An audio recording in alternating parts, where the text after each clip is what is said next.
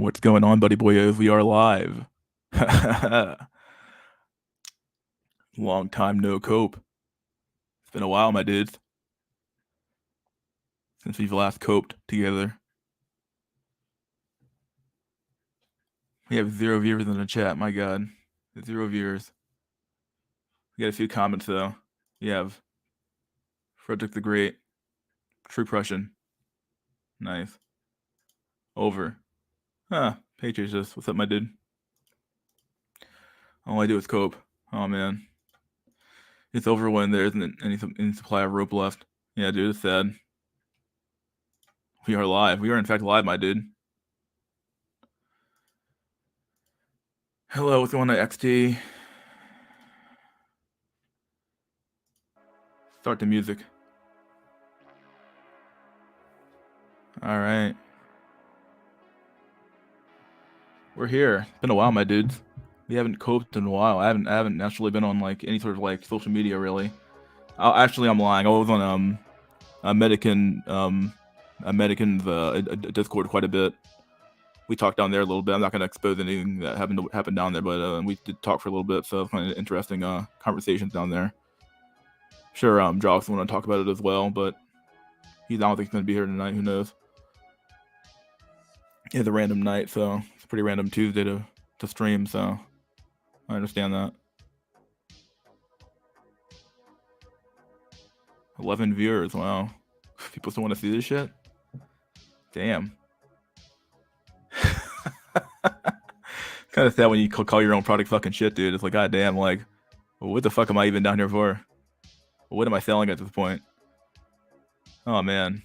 The big news was that, I guess the biggest news right now in the BP sphere is that Black Pill Conversations is gone.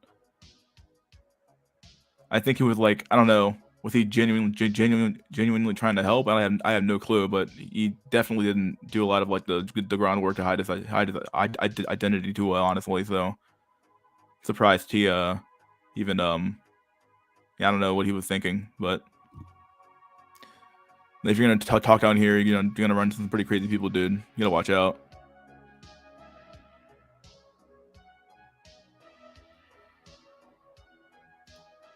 Hi, Mystery. How you doing? Doing good, Pampa Mouse. Or Pampa Mousse. Pampa Mousse. Huh. Yeah, I think what it is.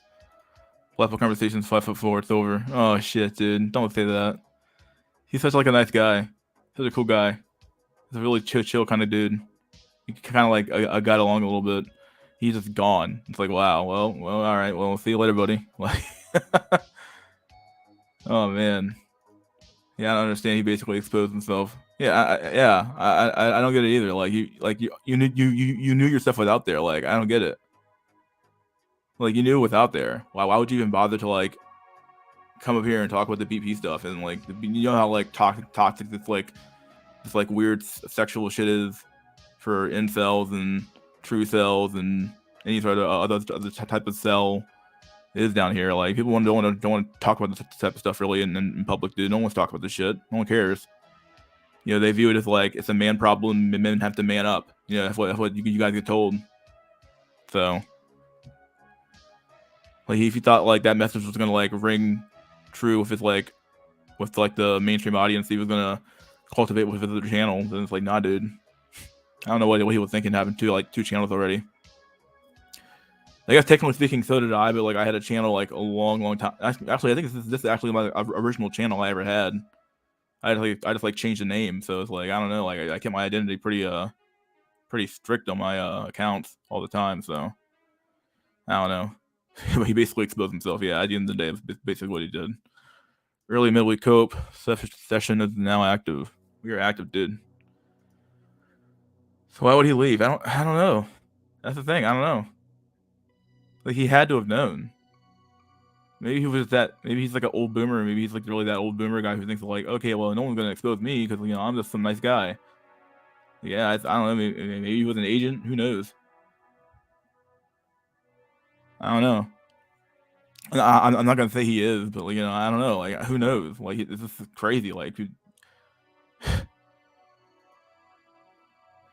He was being threatened to be docked with his business partners and financial interests about his VP channel. Yeah. Damn. It went that fucking deep. Holy shit.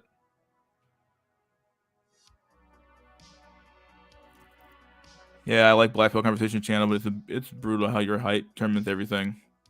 It determines a lot in your life, dude. People forget that shit, dude. You get treated like fucking nobody if you're like 5 foot fucking like 9, 5'10". Like, yeah, that's what it feels like to me anyway. Like, the attention you get from being like 6'1". Even a 6'1" starting to feel a little bit short, honestly. If you told, but like, I know like it's still like top tier height, but like, at least I think it is. Who knows? You see these Zoomers now who are like 6 foot fucking who knows what, so they're probably not normally taller than you now at this point, dude. So who fucking knows? Like, what is the new fucking dating fucking meta at the end of the day? What's the new meta for the dating market? He has a mass financial reputational loss, so better to nuke his channel and not be associated with the VP. Wow. But we have like recordings of his recordings, right? So like, I don't know. Like, if you're on the internet, dude, it's on the internet now. It's officially on the internet. You don't think that guy did like any like background information on you? You don't think he like saved your footage? Pretty easy to do stuff like that nowadays. It's all like held in some like archive somewhere. You just gotta find it.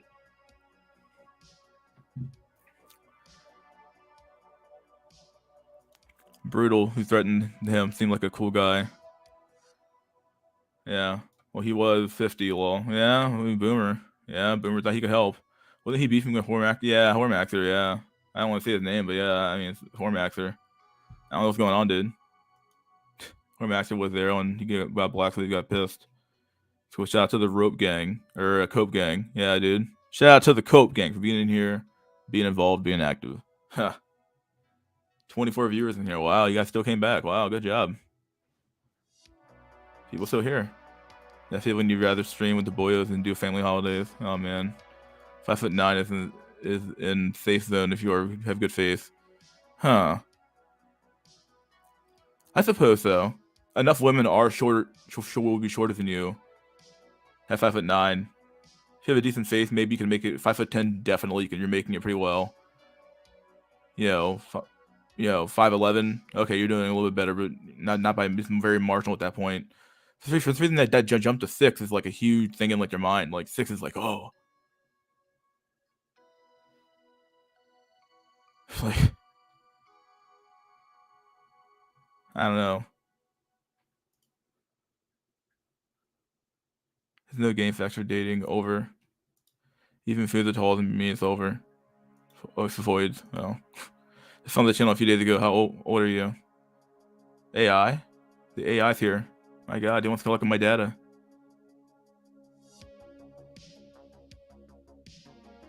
I'm like 31 now, dude. It's over. Mystery, yeah, there are already several vids of him in various channels, including full streams of MD, and so, yeah, I don't know. Yeah, I don't get that shit, dude. Turkey sandwich bigger than Hample USA. Over.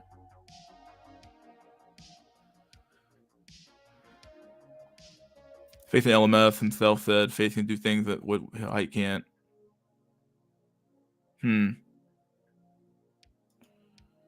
He always come back for you, mystery, just like the immigrant women you smash. Oh man.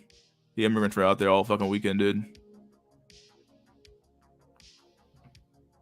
This is a chick I was talking to on Hinge for like a good like most of the break. And she like wanted to meet me so fucking bad. I was just like, yo, I'm like not in town. So like she was like, okay, well, can we talk? I'm trying to talk to her, and she's like trying to like we're on like 2 different fucking like wavelengths and some shit, dude. So it was like we weren't like matching it up or all for phone calls at all. So like I was always busy when she would call me, or she was always busy when I would call her, and it's like, okay, we're playing this weird fucking call game. At some point, I get home, and I'm really fucking tired, dog. So I just go straight to bed. And she called me. Apparently, like I was sleeping or some shit, dude. And it's like that one blew the fuck up. But yeah, it's like weird. We were playing this weird call game, and it's like, okay, like can we stop doing this call game shit and doesn't just like schedule on a time? Like my god, it was so dumb. I couldn't understand the game. Face LMF, yeah. Face LMF.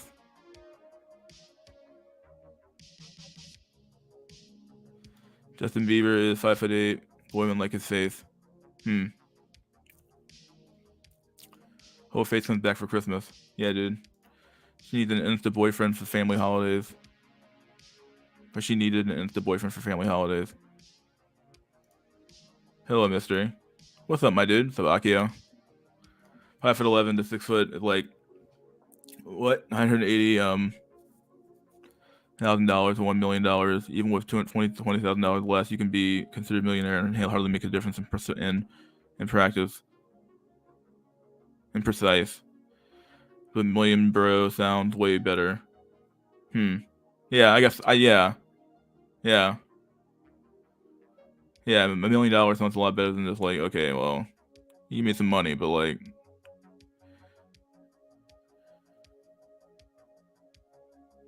yeah. Literal fucking 6 foot, bro. Dude, look. He's like, yeah, I don't know. I mean, Justin was at his prime, for not that tall. 5'8" was okay. 6'3" is the new 6 foot. I think I would probably agree with this to some extent. Like, girls will at least swipe on you if you're 6 foot or 6'1", but they want like 6'3" kids, dude. They want kids who are fucking tall.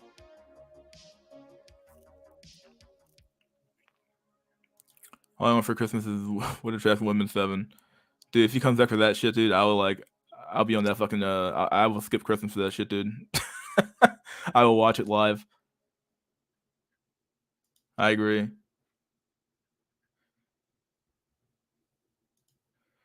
So $10 million net, but you're 5'7" or 6'4" minimum wage.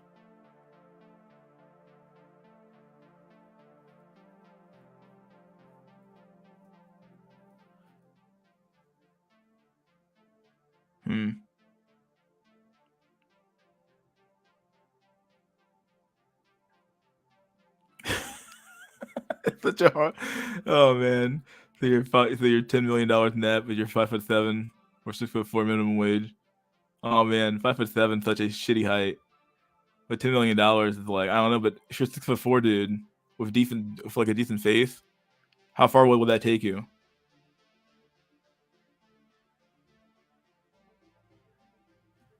I don't know, dude. You can make it work at 5'5". To me, it's always been about proportion. 5'5" with a 5 foot partner is different than 2 5'9" people.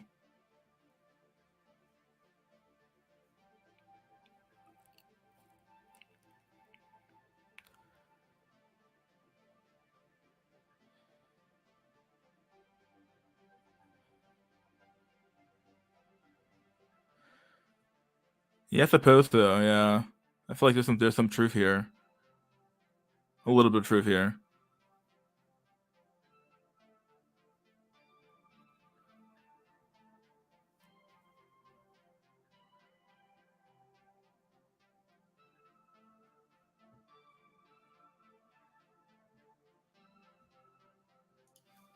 What if Floyd reject Bigfoot if it existed?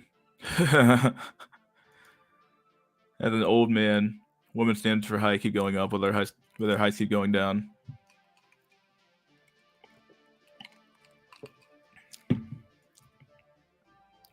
Six foot 3, 6'7", perfect height for man.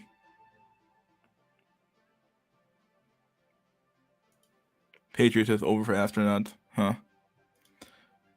If take 5'7", Chad with 10 million. There's no weight for your face. I'd. Oh yo. What's up, VVS Void? You left me a very good message, my dude, on the chat, or on the not the chat. You left me a good message on the one of my videos. Just a live stream after the live stream, the comment section shit. Yeah, you left me a message down there. Felt good, man. You guys heard about the Asian boy that was talking down on the Passport Bros? Dude, these women are hating Passport Bros, dude. They're hating it.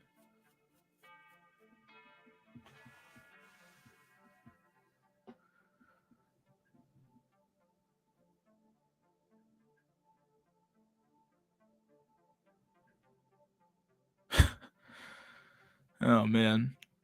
December with his Christmas is dangerous time for inkwells.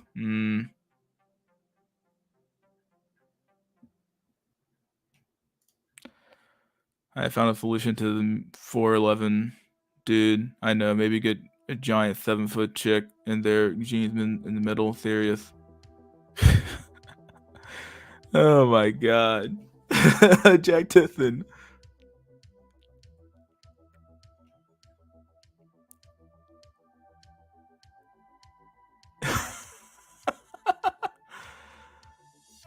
uh,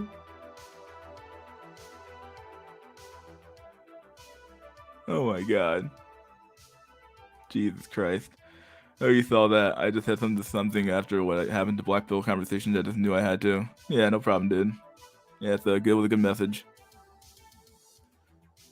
I was about to watch the Rice Void hating on Passport Bros in my queue for the day. Well, I don't know why they care. It's not like they want the Passport Bros. Yeah, I don't know why they care either. Like, you guys don't want these guys. These are the guys who are having problems in the dating market. Like, there's a reason why they're fucking leaving.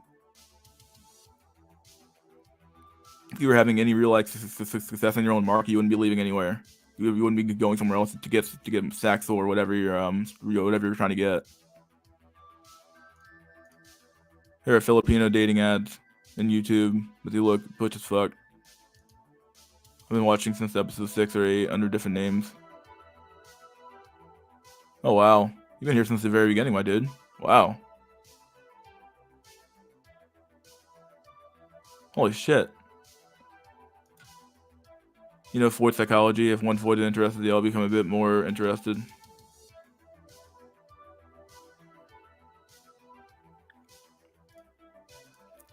Check the Looks Max channel. Good content. The Looks Max channel. Good content. Okay. That's true. Oh yeah, are you happy with England reaching the knockout stages?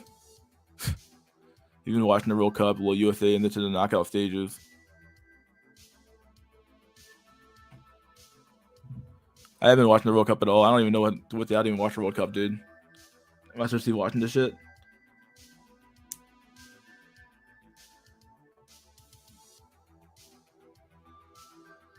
Let's see, World Cup.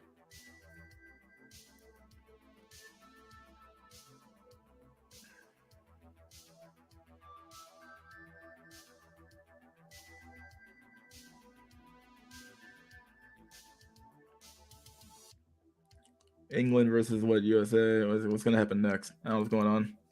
Someone explain it to me, my dude. Women don't like the Passport Bros because they lose the stronghold they have on simps. They are challenging the power structure by not giving into it. Yeah, I don't get why they're crying about sub 5 and average normies leaving the West. They wouldn't date them anyways.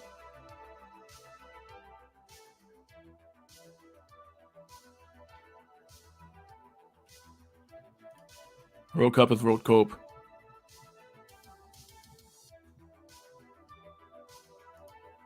World Cup is boring. Huh.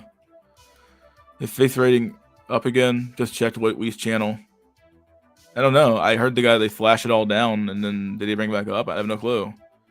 I think Wheat changed it to like a face rating like consultation thing. So it's like, I don't know. It's not really, he has like a phone next to it. What would I call it? Yeah. A next to his icon, I believe that wasn't there before. And yeah. So I don't know how it's fucking gonna work, but World Cup is normie love fest.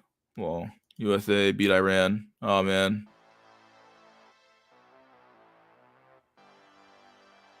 One goal. So it took with one goal.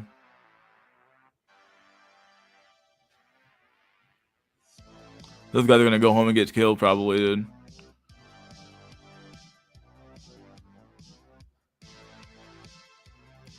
Who was in a fight? Faith versus Todd. They're just in the Sheep Cup. If you colonize Mars, the hype would be amplified over generations. Martians would be taller than the Earthlings. You need to get a passport to go to my past life. Oh yeah, mystery. How's the gym going? All this year is almost over. Do you think you have reached or close to reaching your goals? Yeah, I'm doing pretty good. I've actually like maintained my weight pretty well, so I didn't gain any weight, didn't really lose any weight. But I maintained, so did pretty well. You know, I'm pretty happy with that, considering how big I used to be. So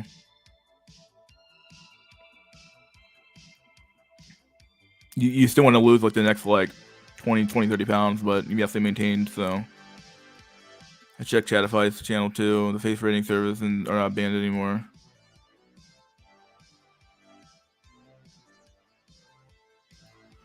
Maybe if I realize that's the number one way to make money.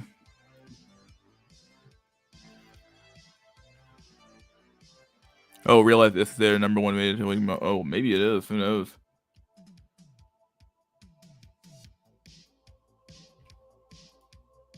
Do the work. Maintain weight. Frame. Frame cell, dude. Face would win SE Gym Max, but Todd has the Spurg Rage. Still would 6'4". 60-40. Oh, man. Face ratings have become irrelevant. Just go outside and see if women look at you in disgust or admiration. Autism is key power. There truly is. Yeah, autistic rage is like, what the fuck?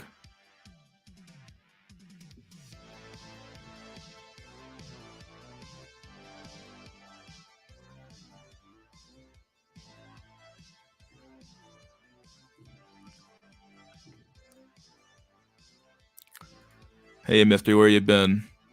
I was with my family, my dude. Hanging out with my family. Hanging out with my brother and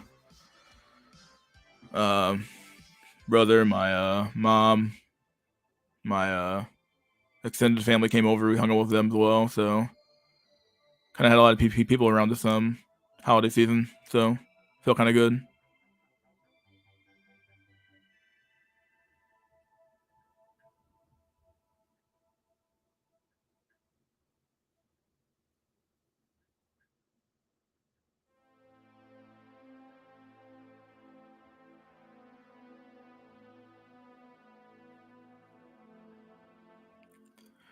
Yeah, let's see. Faith would get drunk before the fight and feel nothing.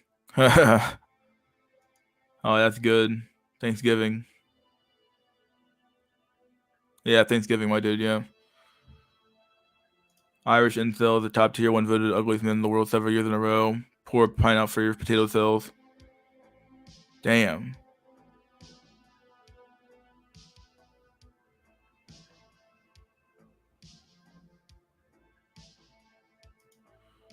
Imagine seeing Hamudi returning with Hiroshima and Nagasaki 2023 edition.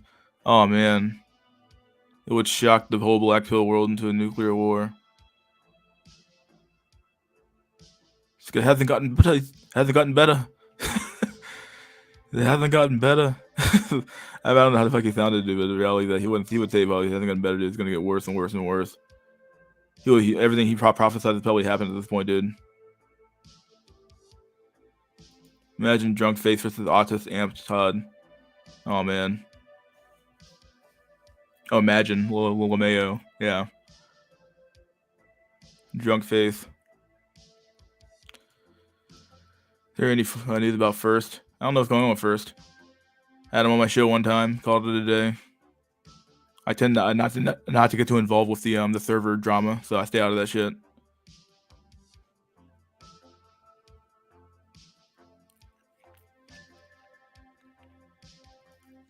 Black Pill Fact 2023, more brutal than ever before. EA 2024.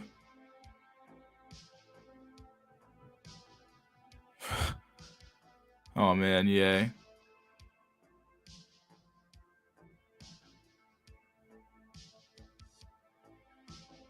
What the fuck is EA gonna say? I'm being dead serious. What is EA gonna say to us, dude?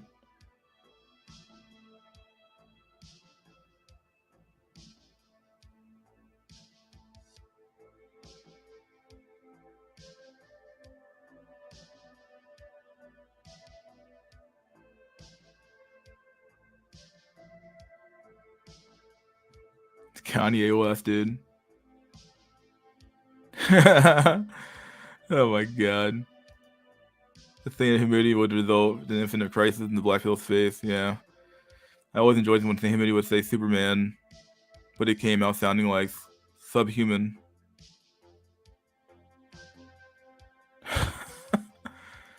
I'm staying away from even Discord. Yeah. What do you think? What do you think? What do you guys think is Face's best episode or stream? What was his best episode or stream? I remember I was actually on a show one time.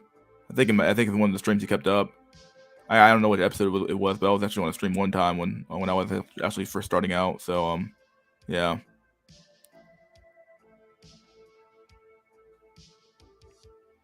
Oh, like way back in the day. Saint Humidity, Lord Faith, High Priest Todd. Kanye walked off Tim Pool's live show the other day. Yeah, I saw that shit. I was like, what the fuck, dude?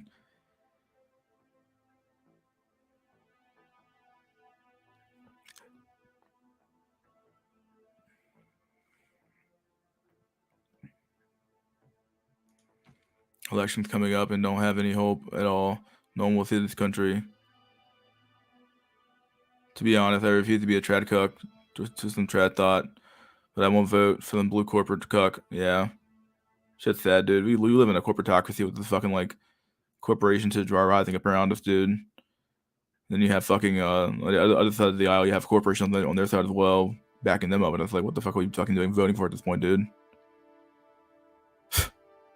What are we really truly voting for? And I guess I look at some of the policies being passed, and you're like, okay, are you really enjoying what's going on right now, or is this chaotic?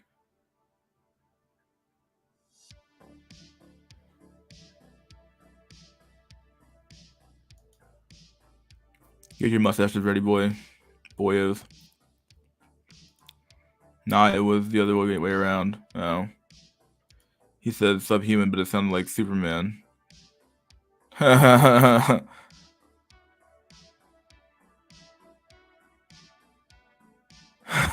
Superman. Subhuman Superman. Faith LMS went out the womb, be like, yo, you have met with material fate, haven't you? Oh yeah. Fire Nation. Oh, I like that. Nice name. Tim pulled the Civil War, man, just grifting the right so hard. It's funny. It's kind of sad to watch it kind of happen sometimes, dude. Not even lying, dude. He doesn't believe anything is going on. I don't. Does Tim Pool believe anything at all anymore at this point, dude? Or he's just saying whatever he has to say in a very, very nonchalant, very, very sterile, very, very boring way. So like the news is very like neutral in my opinion. Is he putting like a spin on it every once in a while? Sure, but it's always like some like conspiracy shit. It's never like the real shit. You know, he never talks shit about some certain people. So it's like, he obviously has like his funders as well. So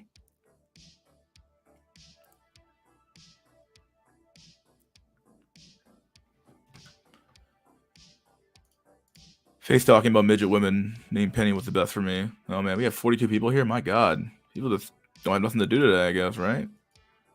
Definitely the stream about Penny was the best stream for me.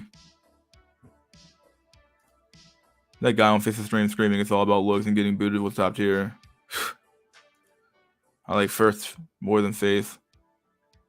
He always reacted to new articles and political events from the VP perspective. I'm a big fan of First too. I like First stuff a lot.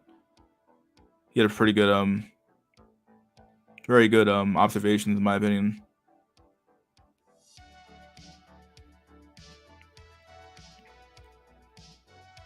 Like he never said he was always going to be right, but he does have really good observations about, okay, like this could happen or that could happen or this could happen or that could happen, or he has a lot of good evidence to back up what he's talking about. So that's why you have him on, really. So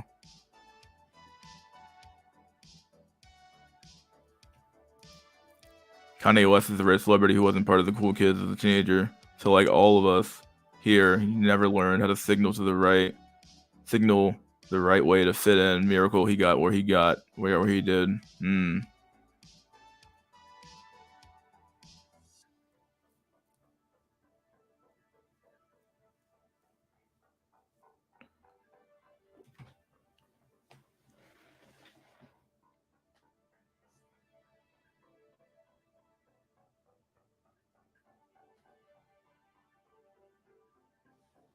Yeah, that's a pretty good observation, Jack Disson. Like that. Just return to trad cuckism to get cucked by a trad thought. Yeah, dude. Just go back.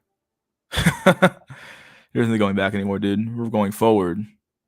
Because all we can really do is go forward. I'm gonna work on and Simon while listening to your stream. Vicious Curse Soul, what's up, my bud, dude? Faith became more repetitive for me after the third stream. I watched them mostly 1 year after creating. After creating.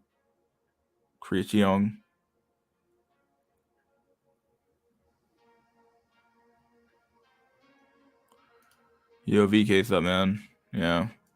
First, intelligent, refreshing. It's only so much of crying into gynocracy talking points I can take, though.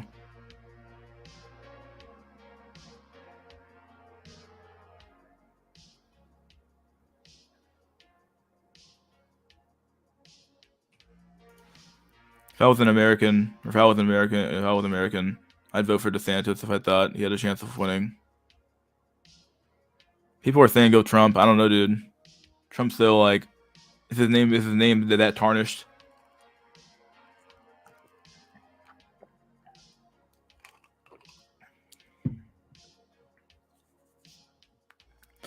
I don't know if his name really that tarnished. Who fucking knows? That's the biggest problem with Trump. Is his name tarnished? So many comments here. Oh my god. People have stuff they want to talk about. Been going to this for about a half hour.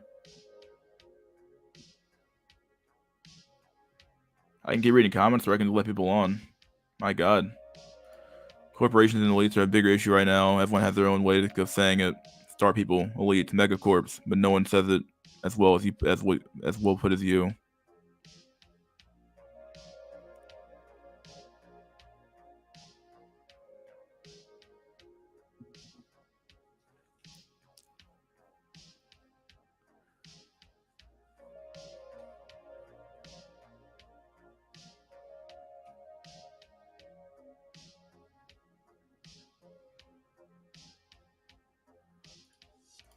Follow the money. Yeah, that's all it really comes down to. Follow where's the money flowing to? Who's getting rich off of these transactions? What are they doing to get rich off these transactions? You know, what's your job?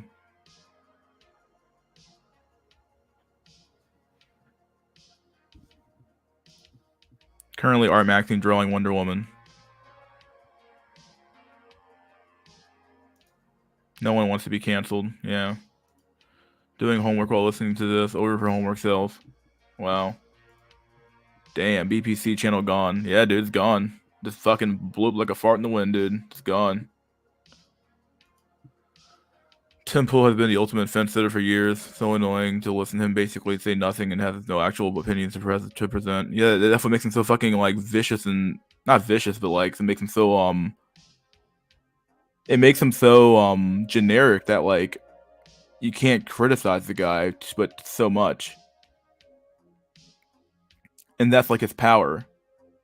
He's learned a way to like speak in ways where it's like he's saying a lot but saying nothing at the same time. Like he makes very, very general statements that anyone could say. He always supports the media narrative to some extent.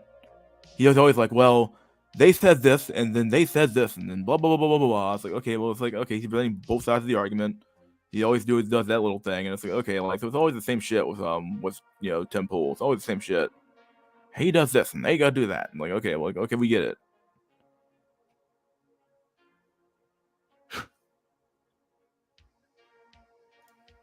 Tim Pool is better than most journalists in my opinion. At least he tries to go against the grain. Does he really go against the grain though? Is he just like going like up against the grain that's acceptable on the right side right now? Like he's sort of like one of the few like channels that's like somewhat like he's not really right wing.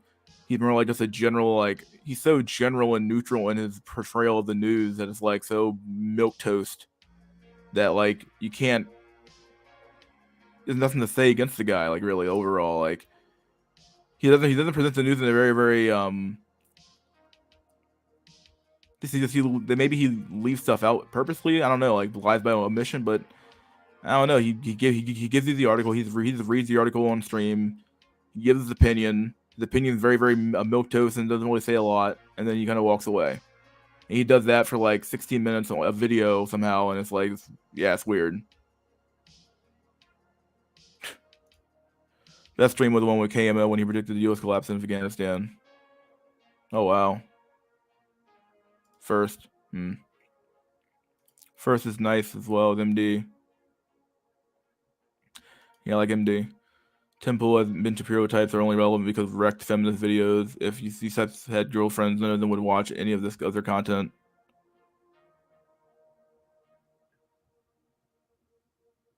Oh, yeah.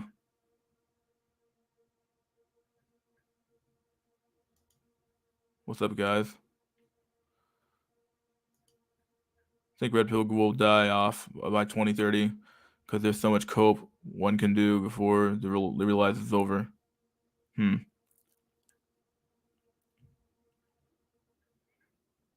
suppose so, and I guess we'll be up here to like either like fan the flames or collect the bodies that show up here. I suppose people who get truly black pilled and realize it's fucking over at that point, like you're fucking fucked.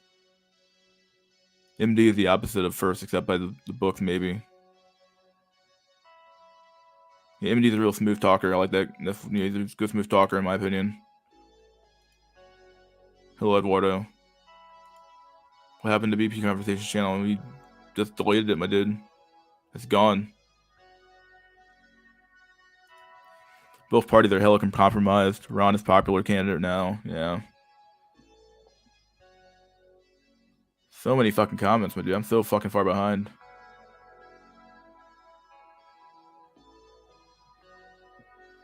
Dang, if so many people want to come on. If you guys want to come on stream and talk, let's come on stream. My God. You guys have a lot to say. Here's the invite link.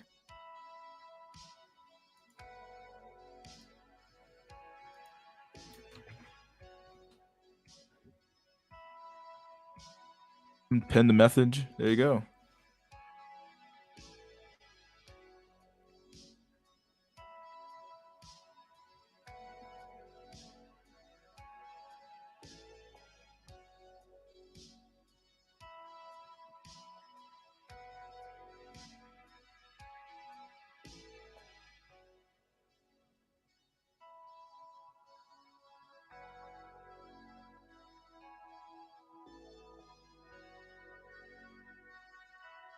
Yeah, we got Jack Tiffin. Bad username. All right, we got a lot of people coming on here. My God. First on Jack Tiffin, my dude. What's up going on, my dude? You're right, mate. I take it you're not watching the World Cup. Fuck it, dude. I know it's a bit like we had during in the UK during the pandemic. You had all these people coming out in the front door and they were clapping for the NHS, and it was like a mass neurosis of conformity. And I think I was probably the only person in my street who didn't go out into the front of my house and start clapping. And the same thing with football; it's just become a mass national neurosis, and I suppose it's a bit conceited by myself, but I just don't want to join it. Hey, what's up, guys? What's going on, buddy boyo? Bad username. Who are you in the chat? I always forget. Jeff Wade. You're Jeff Wave. Yeah. Like you're an icon. Pretty cool. Thanks.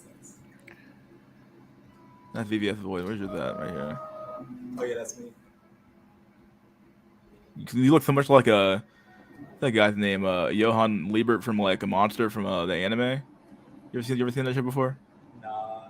It's really fucking good. That picture kind of looks like your picture kind of looks like that guy, a little bit. But yeah, I actually wanted to talk about the whole Temple Kanye thing. Yeah, go ahead. A lot of stuff blowing up about Temple. His yeah.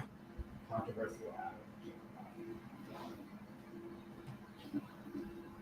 But yeah, I don't know. I just feel like a lot of his viewers have actually like discounted him as a grifter in a sense, and he's kind of like a very precise grifter, you know? Yeah. He's not like totally out to like bully his viewers like so overtly, but he does it in a way where it seems like it's helping out in a culture war, but it's really not. So, for example, he has Timcast Records, right? He has Timcast News, like the website. He also has Yeah. again Cast Castle, but none of that stuff is actually affecting the. Is only affecting his pockets. They're only acting as revenue streams. But at the end of the day, how much Tim Pool can you take? Like, if you're listening to this dude for podcasts and you're listening to him music wise, and you're looking at his fucking chicken channel and you're going through all this, like you're just giving him money. You're Yeah, not really just money, like yeah. changing anything.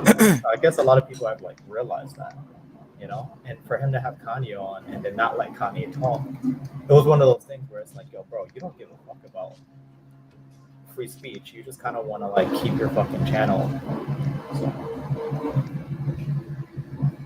And like, do you think he let him on knowing that? I think so. I like, to be honest, it's like if you listen, like I've listened to Tinkle for a minute, but when you actually really listen to his other stuff, he said, "Oh, if I ever had an opportunity to talk to Kanye, I'd press him on these issues," right? Which he did, and every interview Kanye's been on, when he got pressed about these issues, he left. So he kind of, I feel like he knew that would be the outcome, and he's just gonna bleed this dry until like the end of the week.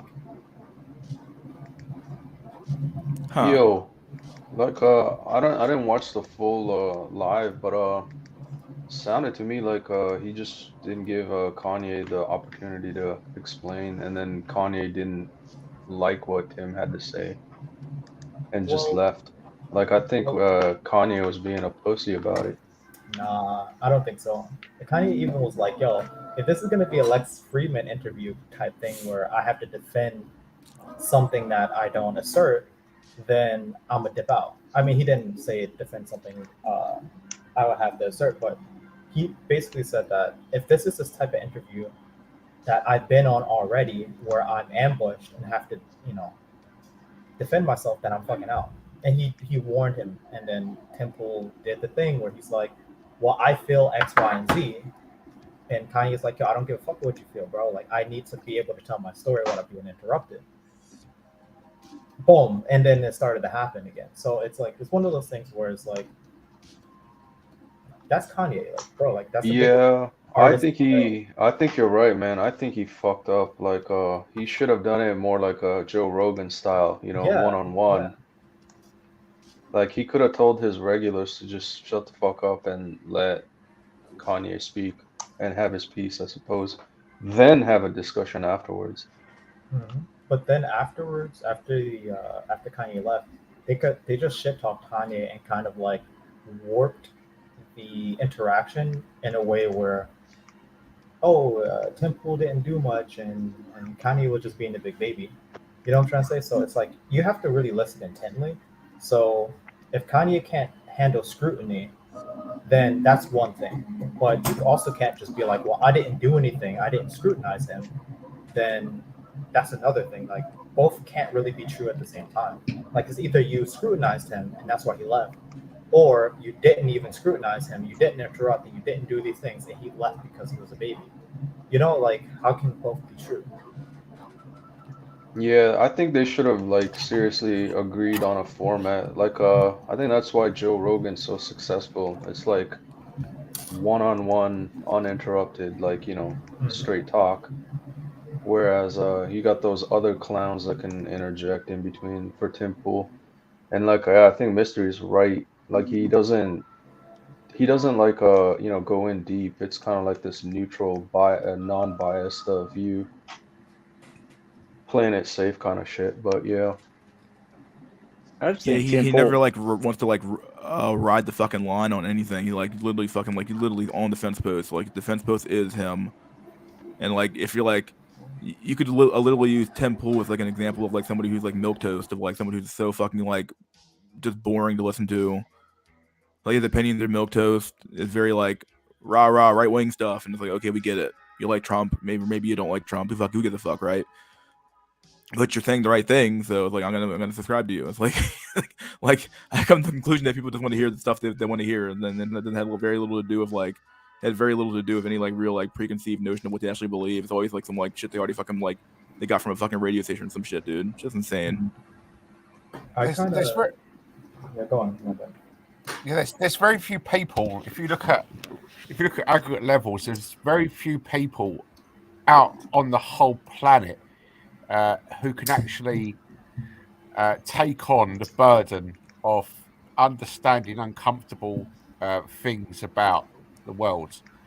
Most people want to be told something that sits with them in a way that satiates them, makes them feel like that the world makes sense and there isn't any exterior or interior threats to them.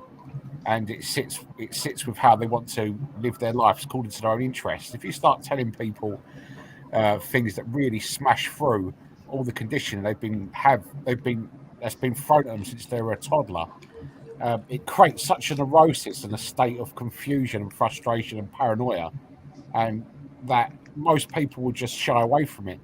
So, someone like Tim Hall, he appeals to that type of person that wants to be informed, but they don't want to be informed too much. And there's a market for people like that. You know, it's called the mainstream political discourse. You know what I mean? Yeah, 100% agree, man. That's like a really good way to put it. Yeah, I mean, the type of people that are privy to information that is really, really on the edge, these types of people tend to not do very well socially. And I read a really good book one time called Return to the Primitive by a writer called Ayn Rand. I'm not sure if anyone's heard of her. I'm sure many people have. And she wrote about this concept called epistemological automation, which basically is something that happens during childhood. And you get the mainstream kids in the classroom, they all conform to the central principle of what you do, what you think, and what you signal has to be in accordance with the group. And that is a way of fitting in. And there is a small clique of kids within every single school playground who do not fit in. And what happens is, as they develop mentally, as they get into their teenage years and adult years, they've never experienced that tendency to signal and to say things and to do things that make them fit in. So they stop caring. And once they reach adult life, they don't care if they get kicked out of the herd because they've never been in it. And these types of people are the types of people who will take on new ideas. But the problem is that these types of people aren't respected by the mainstream because they're not the type of people to fit in. So it's kind of like a paradox. The type of people that would be effective if they were given new information are the types of people that don't want it. And the types of people that are ineffective with new information, the types of people that want it. It's like the grand paradox of mankind, you know?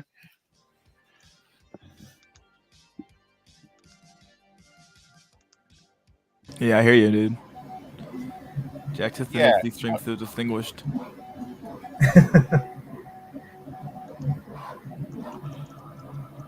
No, but yeah, 100% agree, man. People that want to be informed but not informed too much. It seems that it seems like people like Tim Pool kind of created a offshoot of the left that want to be correct, like that want to be correct about things, but don't want to sacrifice their lives. You know, in a sense where it's like they wanna be able to debate and say that they're correct, but don't want to like risk their jobs by expressing these truths and changing anything. So it's he's still very much Yeah. similar to the left that I live around, like in New York or whatever. Like he's not too much different. He has the same kind of lifestyle, the same vibe. Just he talks about guns and chickens, where I guess that appeals to his audience.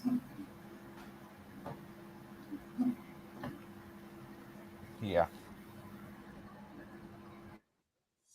We, look at the types of people in the world who actually are living in accordance with true freedom of speech and speaking their minds and actually seeing things and document what they see, they're hated. They're hated. These types of people are living under constant stress, and they're not. There's no there's no reward socially for being a truth teller. You're just pushed aside, and you're looked at as a person that it's okay to talk down to ostracize, to demean, because you're outside of the system. And the people that are attacking you have got the feeling in the background that they've got the legal, they've got the media, and they've got the sort of structural power behind them. So they'll just keep out. They've got like an unwritten permission to attack them types of people. So if somebody is really the type of person that will speak out on certain issues, doesn't matter what it is, and it goes against the mainstream discourse, I think these people are really what you could call human beings. People like Kane, he's a human being. He's actually like a real human being. And people like that are very valuable, and they kind of rejuvenate culture as well. These are types of people that rejuvenate culture, and these are people that are remembered, but they're hated. I mean, can you imagine someone like Kane now going into the dinner party set, the social networks within Hollywood? He's not going to be welcome, is he? Temple just wanted Kanye to say Temple was a rational moderate. Temple is planning the good boy for Susan planning the good boy for Susan at YouTube. He's playing the good boy. Yeah, he has to. I mean, if he wants to keep his job and keep his cash flow coming in, that's how he makes his money, is having his channel still running, shit like that. So that's how he affords these fucking little tree houses and fucking other shit he makes. So yeah, I don't know what the fuck he's doing. I think he fucking does such not parkour. He does that fucking skating shit. So like a skate park and shit like that. How do you think he affords that shit? Stop your stupid asses who will let him fucking not little you guys, but like the ubiquitous you. Like the stupid asses out there in society who fucking buy up into fucking consumerism the whole fucking time. Buying his merch, paying him on super chats just to speak. Like it's stuff like that, like just to get your voices heard. Yeah, there's this one comment that was pretty funny. Somebody said, "This is the only conspiracy Luke doesn't believe in," and that's actually pretty true. Like, Temple literally has Tales from the Inverted World, and he talked about Civil War ghost bullshit. But when it comes to like things that actually matter, oh no, that's not true. Oh, that's not true. This ground game and all that bullshit. But he wants to talk about fucking ghosts. Like, it's just one of those things.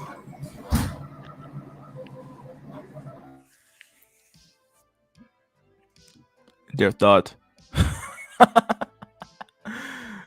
Tim Cook. Oh man, I love these memes.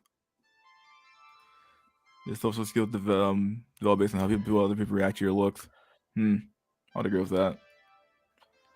Just as the word bros.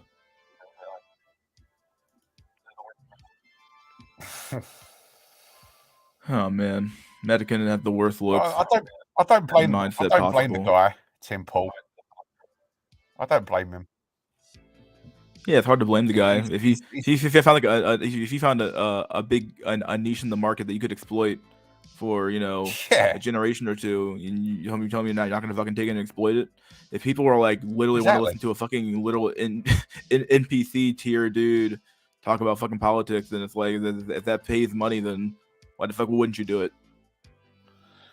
Yeah. It's in the UK we've got a new news channel called GB News. Have you heard of it? GB News. GV News. Yeah, GB Never News. Heard of it. GB News. Never heard of it. It's a new TV channel. It started about 2 years ago, and it's a little bit more free than like the BBC and the ITV and Channel 4, which are some of the most controlled media apparatus that might have existed outside of the 13th century Catholic Church. Yeah, it's like it's if the BBC are telling the truth, they're making a mistake. Put it that way. And it's this GB News does allow some sort of divergent viewpoints, and you know, but British media, I'm not sure what it's like in America. You've got CNN's equally controlled, isn't it? You've got the other one, Fox. With Fox, yeah. Fox is okay. Fox is okay. It really is like a 2 versus 3. Some people view it as like 2 on 3, or sorry, 2 on 1 rather. You have NBC, which is like run by Microsoft owns, I believe NBC, I believe. I think it's they own that shit. Unless I think maybe they sold it off. Either way, NBC, which is owns MSNBC, which is all run by it's like a big liberal media apparatus. Yeah, you already have that one already going against Fox News pretty much directly, and then you have CNN. CNN's this like weird quasi like Democrat not rag, I guess I don't call it a rag, but like it's like a Democrat operative, whatever it feels like. Much of like the Democrat operatives in there who talk about the Democrats all the time and saying how good they are. Like it's not to say they don't have a right wingers on, but like when they do though, it's like very much just there to be like a foil. That guy's very much there just to kind of be like he always loses all the debates, or if they even have a right wing on their channel, it's like some dude on like the news channel, like the small time news channel.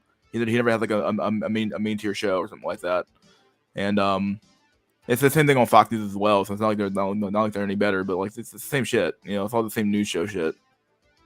Yo, Jack, like the BBC used to be legit based, I would say maybe 10 years ago, but even now, what is it, PBS, like public broadcasting station, it's like they all fucking turned woke. There is literally nothing good on TV. I don't think I've watched TV in like years. I can't even remember the last time I watched TV. Yeah, I made a conscious decision when I was 18 years old, which was 21 years ago, to never watch TV again. And I haven't. I worked it out quite early that they were full of shit, and I didn't watch it from that point. Yeah, no, like PBS and some of the BBC programs had, good, straightforward, truthful documentaries. Yeah, I've heard. Now it's all fucking garbage. Yeah, I haven't watched it for so many years. I don't actually know what's going on with the BBC. I just assume that everything that's on there is some form of propaganda. So I don't bother to watch it. But there's actually like a normie saying in the UK, which kind of displays the type of mindset that you've commonly got within the UK. And they say that the BBC is a great institution because it's disliked by both the left and the right. So they must be doing something right. And this is a meme that was started by the BBC themselves. So I'm not quite sure how you could take them very seriously, but people do. People actually pay for this as well. That we've got like the TV license, which goes up to about £100 a year. So you can think at aggregate levels, that's 30 million times £100. It's an incredibly well financed institution.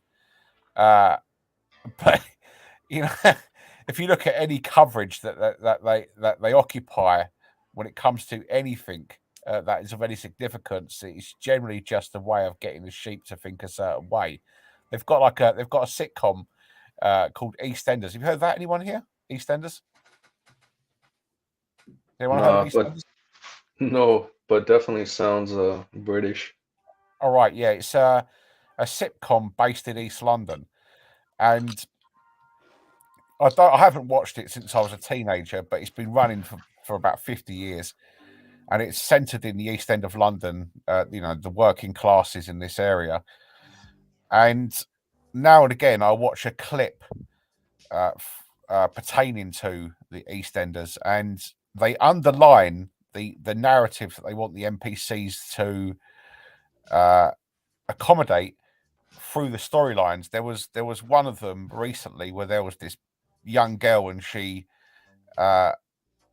collapsed in a bathroom, and it was trying to get people used to that kind of thing happening, and it really does work because people watch it, and then a few years later their mindsets are similar to the characters in this show, and it actually goes right back to Plato. This is the scary thing about propaganda. God, I'm going off on a rant here. When you read The Republic by Plato, he actually tells the Guardians, who are the people that control ancient Greece, that the way to manipulate the mindsets of the Greek people is to create plays and actually foster the narratives within these storylines that you want the people to follow, and and engineer how they think.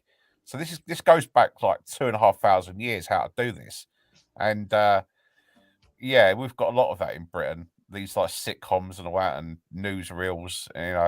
They've got the football at the moment, and that's going to keep them occupied for a few weeks until the next big thing comes along. Wonder what that'll be. Probably climate or something.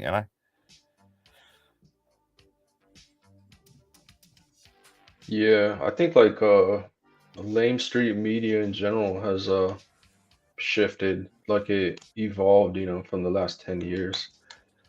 It's like now it's the attention and echo chamber economy. It's like how many people can you brainwash and keep them brainwashed in your clique? Yeah. I'm not sure what they're going to do next though, because they've had over the last few years they've had these different incarnations of things to keep people occupied. Obviously, had the whole Chad 19, which kept them occupied for a couple of years, but that's worn off now, and they've moved over to this war in Eastern Europe. But people are getting fed up with that now, so now they've got the football, so they've got to think up something else. And I mean, a suggestion, maybe they should have some kind of like plant-based disease or something. They could manufacture that. Maybe there's some kind of neo potato famine that they could engineer for the winter. There's like a massive problem with the crops for the farmers, and that could send them into a blind panic for a few months, keep them occupied. I'm not quite sure what they'll do next. Sorry to sound cynical, but I've been watching this for years.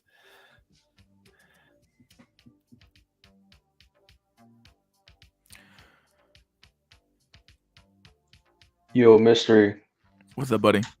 are you sick of turkey yet? I actually didn't have that much turkey, honestly, truth be told. Felt kind of good, honestly. But I haven't. I didn't really have that many leftovers either, actually, truth be told. So yeah. So I kind of avoided a lot of the eating. That's cool. Pretty I've been strict diet. eating. Yeah. I've been eating turkey sandwich, turkey salad. Yeah. Trying to get Turkey rid of everything, it. dude. Mystery. What's Thanksgiving about? Is it about Indians? Yeah, they're involved. But the reality is that Thanksgiving's about, like it's a little tale about the Indians helped the Pilgrims when they came down here, some shit, and they had a dinner together. Oh, okay. You could call it the first diversity celebration. All right, because I knew it was something about that. Something about Indian. Now, if you want to extend that, obviously, now if you see it in a whole different light, when you actually look up the history of American Indian relations, but yeah, like depending on how you view that shit, you might have a different view of this day. Some people call it Indigenous Peoples Day sometimes. So yeah, that's that day, or maybe that was Columbus Day. Actually, I'm not sure. Can I ask Either you a way, question, please? what's Mystery? up? All right. Like you've got you've met loads of Red Indians in America, right? Loads of them. Yeah, you must have met one or two in your life. You must have done. I I gotta think back now, really. Wait, hey Jack, are you talking about like the Native Americans? Yeah, yeah. Okay, yeah, it's probably more kosher to say Native American because when you Oh, say Indian, we all think about the curry cells. oh, sorry. Yeah, yeah, yeah. It's yeah, Native Americans. Have you met many of them, Mystery? I think I'm like part Native American, but I never actually Oh, met another one. right, right. Because I always wonder about the Native Americans. Uh, are they pissed off? Are they pissed off the fact that they've literally been subject to that, you know, 300 years of genocide, basically? Do you actually meet them and they just like really pissed off with what's happened to them? I don't know. Like you had a few of those protests that happened a few years ago, talking about the not going on a burial ground and stuff like that. And so you had a few of those like people rise up and help out with the Indians stuff like that. So it happened during Obama's reign. And I think when the Trump's reign as well. At least a little bit of that happened.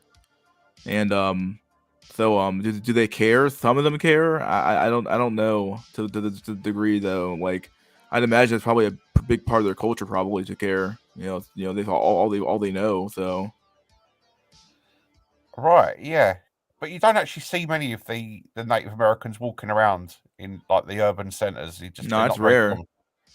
At least in That my shocks from me. my That area. shocks me. Yeah. That really Which shocks me.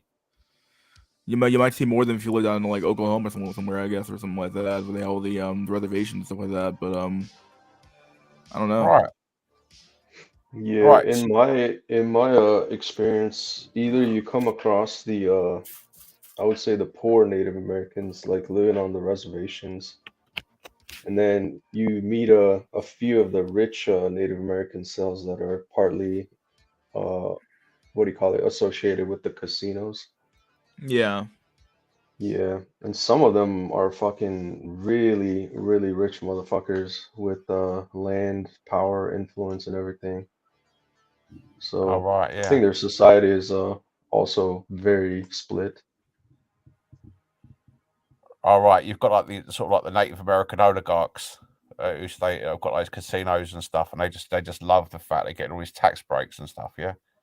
Yeah, so I got friends like in Florida. I think they work for I forgot which casino, but it's owned by some Native American tribe, and it's like I think I wouldn't say franchise is the right word, but it's like global. And basically, if you're part of that tribe, it's like the residents of like Alaska get a stipend based on the oil. Yeah. Yeah, like from the crude oil sales or whatever. So then, like they got profit sharing among like all the tribe members, and it's like everyone gets like 130K per month, and What? it's all from 130K. the yeah, per month, dude, I'm a and it's all mystery. from Mystery. the You've got to claim that Native American blood, my friend. You know what I mean? 130K. yeah, and what was I gonna say? Yeah, that's per month, boyo, per month. Is that for doing nothing? Basically, yeah, basically from 18 to till they pass, they get 130K per month. And then their kids they also get paid the same amount, but then the parents can't touch it. It's in a trust fund and everything. So yeah, there are some that are like fucking born into wealth, while other tribes, I guess, are like born into destitute. But hang on, if you get the 130K a month due to some kind of land treaty with the American government, what do you actually have to do for that money? Just be born in the right tribe. Yeah, man, I was looking into this shit too. I was like, man, I'm speechless. I need to find a Native American Stacy to marry. I was thinking exactly the same thing. I was thinking just try and find some Native American from that tribe, and your kids would be born into absolute wealth, wouldn't they? Yeah, yeah. My kids would be set for life. I'd be set for life, but I think you can't have inheritance like if you're not born into the tribe. But Right, dude, we're stop. yeah, but we're talking like I think less than 5,000 people like in that whole tribal group. And this is from casino or the business, right? And Right. so it's like they make literally billions per year. Oh, and then yeah, since I know some of the boyos that work there, they were saying during Chad 19, DeSantos didn't close the casinos in Florida, and it's on tribal land, so they don't necessarily have to follow, you know, the federal laws in terms of COVID safety. Basically, all the motherfuckers that usually go to Nevada and Las Vegas basically migrated, so they basically got the entire, almost entire market share of the gamblers, and they made like fucking money hand over fist during the Chad 19. There must I be think, some of the most yeah. So the privileged people. casino, yeah, the casino, the restaurants, the whole establishment. I think the casinos make the vast majority. It's like 80% or something, or 60, 70% of the revenue. And then the hotel and all that shit, concierge service, restaurants, drinks, food, it's all at a loss. They don't make any money off of that shit. Right. But the whole, but you know, like when you go to a resort, like yeah, you get the room and board and great view and all that food, but then yeah, you're there to gamble, and you know the house always wins. Could could you just this tribe, this tribe of 5,000 Native Americans? Would it be possible to just turn up there if you were Native American ancestry? Say you had a grandmother and a grandfather on your paternal side who were Native Americans. Could you just turn up there and just claim lineage and say, "Well, I'm part of this No, tribe." I don't know like the inner workings. Like honestly, like it is like hard to find out unless you're one of them per se. But I'm pretty sure like you know DNA testing is part of it too and all that stuff. So My gosh, 130 grand. That's actually more money than the princes from the House of Sword get. They get yeah, I ten heard a thousand lot pounds of a week. them. Yeah, I heard of them. A lot of them end up turning alcoholics and drug addicts. It's like, in Yeah, a sense, if you're getting that kind of privilege, it's like you don't have anything to strive for. Like this is part of one of the theories I have why, you know, the ultra rich commit self-deletion. Like imagine if you had like 100 million in your bank account, like you could fucking do anything you want. Just go buy 10 Bugattis, right? It's like, yeah, I own 10 Bugattis, I own 10 Ferraris, I own a fucking mansion. It's like I live the GTA lifestyle. I think life would get super boring, right? You wouldn't have like a goal to strive for. Like you know what I you, mean? It's like yeah, yeah, everything that you ever yeah, want is there, and it's like, yeah, I'm bored. Then you turn into drugs and then alcohol and other shit, and it's like, yeah, I got millions, nothing to really work for. You know, it's like I'm out. Peace. yeah, yeah. I think if you become super rich, you've still got to find yourself a purpose outside of money. Perhaps that's why a lot of them get into politics because it gives them a sense of purpose in their life. They get into philanthropy or something, or they get into trying to uh, organize society with their power. If you just become decadent with that amount of money and you haven't got any purpose in your life, then it could get very destructive. Yeah, I mean, I would imagine I'd be slaying a bunch of hookers, but then that Oh, shit gets old, you know. yeah, Like yeah. if you oh this reminds me, I think I had this combo in VC with John Wayer. I think he said like one of his family members, like his great grandpa or something, was a gynecologist. And throughout his entire career, just imagine how many kinds of vag he's seen, right? And he's just like, I'm so sick of looking at pussy. I don't want to look at pussy ever again in my life.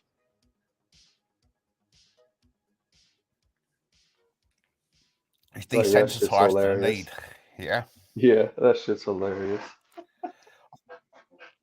I think with wealth, if you're given it, it's pretty well known that lottery winners, it's not very common for them to keep their money.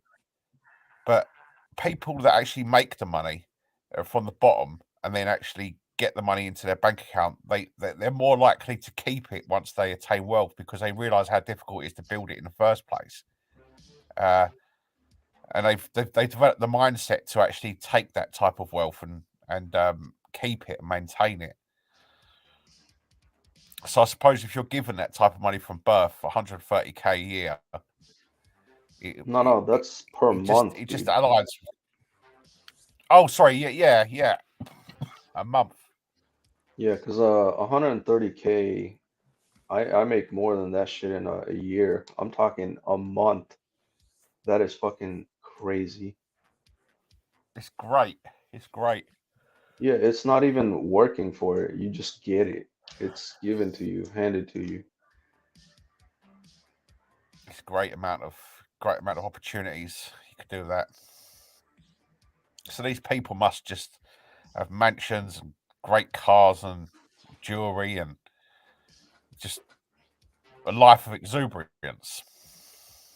Yeah, there's only like some like 5,000-ish, so in the grand scheme of things, there are not that many people. That's Yeah, why they're you'll almost never meet them unless you have some sort of connection somehow.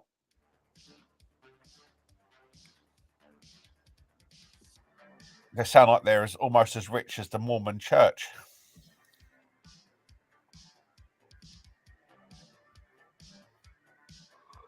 Down in Utah, you got the Mormons, right? Salt Lake City.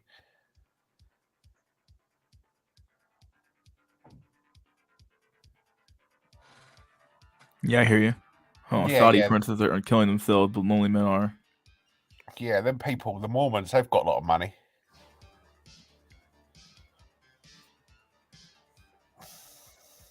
Very wealthy.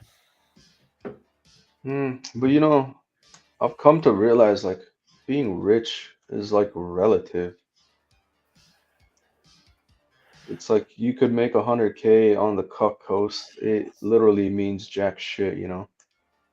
But if you're making like 100K in, say, Africa or the Philippines, like you're living like a government official or some really VIP person.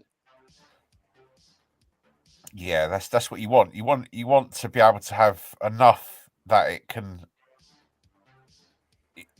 give you a lifestyle which is a little bit above the average, but you don't want to be in a situation where you've got to earn so much that to be average, it's like massive amounts of money. And you say like on the coast, you've got like California. I think someone said you've got to earn six figures to be homeless in LA. Yeah, I think like what was the running joke? I think in San Francisco you had to have like a 285K per year just to live middle class there. That is so much money, so much money. So I always thought that California had quite a lot of regions that were relatively impoverished, but that's not the case anymore. Is it been completely gentrified?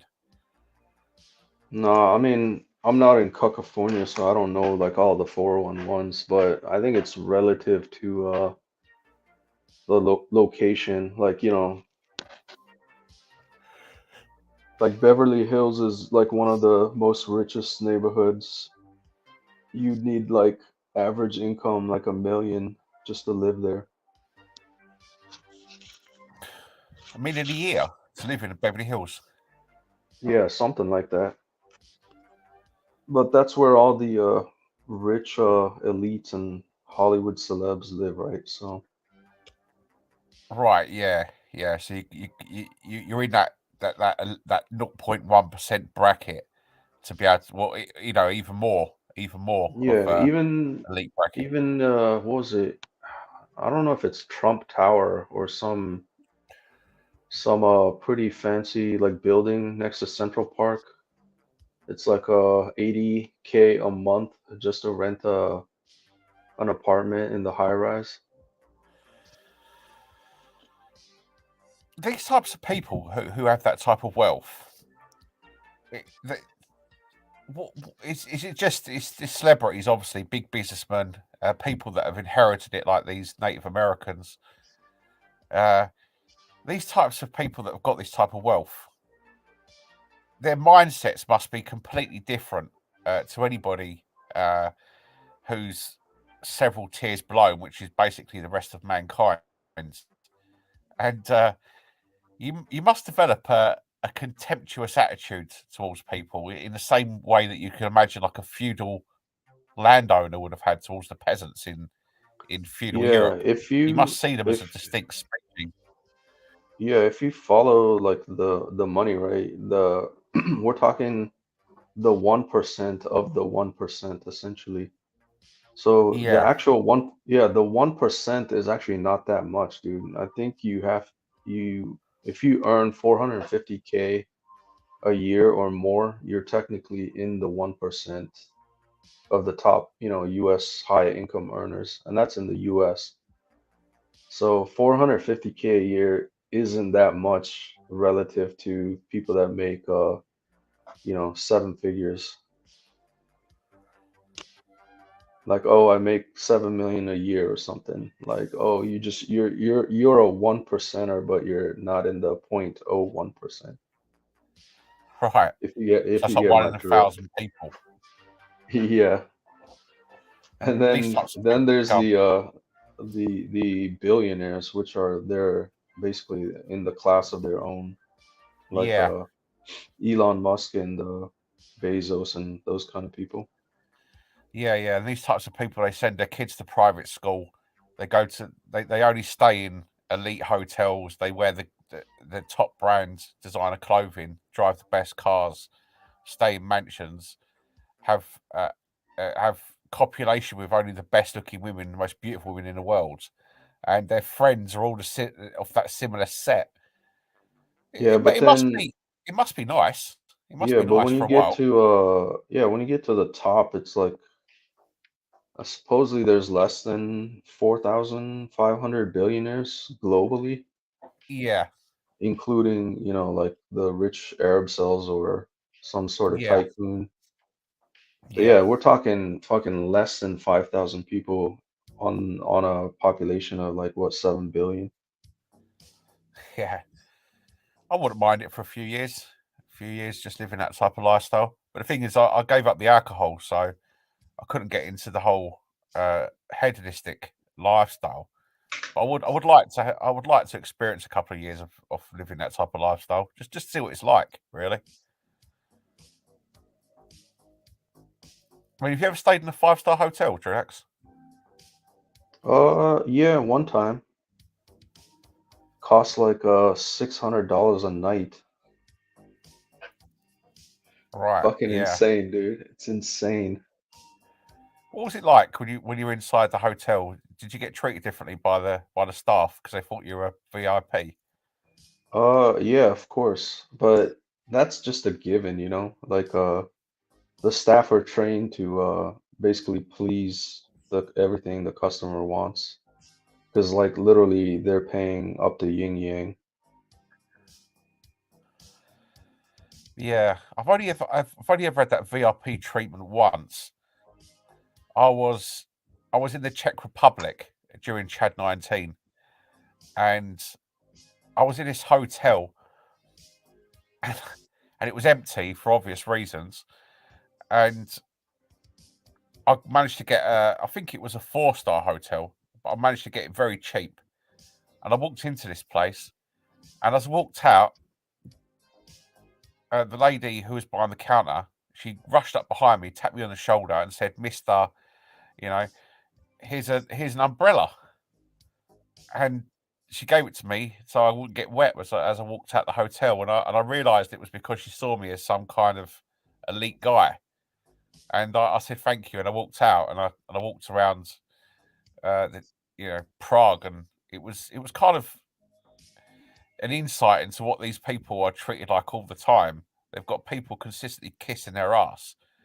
Yeah, and like I'll use that umbrella as an example. Like, what does it cost the hotel to get an umbrella? Probably like what, $10? Who knows? I don't know what the Yeah, price of a umbrella is, but it's that, extra touch. Like you get all this shit for free.